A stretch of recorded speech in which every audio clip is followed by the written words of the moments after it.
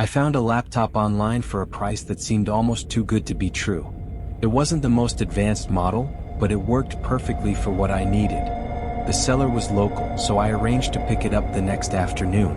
When I drove to the neighborhood, the first thing I noticed was how quiet it was. The street was lined with houses that all looked slightly abandoned, peeling paint, overgrown lawns, broken mailboxes. Not the kind of neighborhood you usually see ads coming from, but I told myself it was fine. People live everywhere. I parked my car and walked up to the house. The walkway was cracked, weeds sprouting between the stones.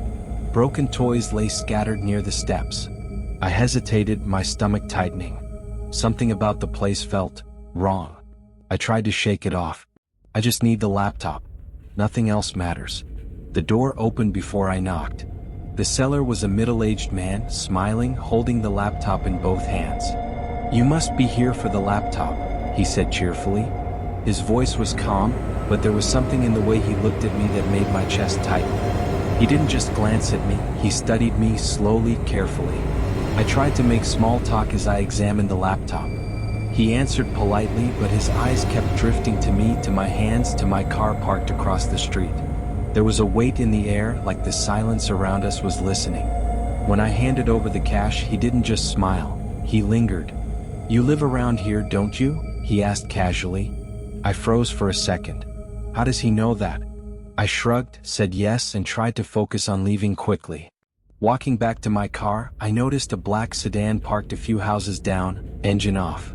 I didn't think much of it at first, maybe a neighbor. But when I glanced in the rearview mirror a few blocks later, it was still there, sitting idle, watching. My chest tightened. I accelerated, taking streets I normally wouldn't, but the car stayed behind me. By the time I got home, I was shaking. I locked every door, checked the windows, and tried to calm down. It's just a weird coincidence, I told myself. Probably someone else altogether. The unease didn't leave me. That night, I kept hearing distant sounds outside my apartment, faint footsteps that seemed too rhythmic, too deliberate. I live on the 3rd floor. No one should be walking around under my window. I double-checked my security cameras. Nothing. Over the next few days, I noticed small things.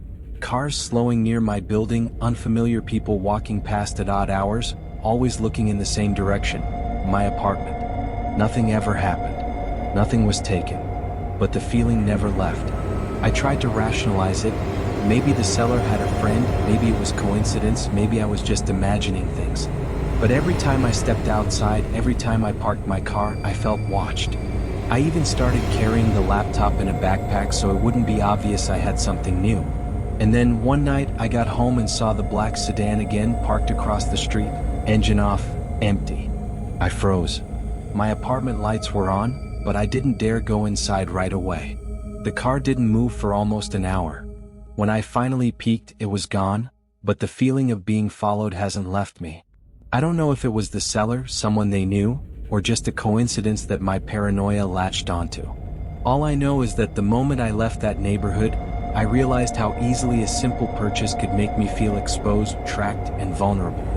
And every time I walk near unfamiliar streets now, I can't shake the memory of those quiet, abandoned houses and the black car that seemed to know exactly where I lived.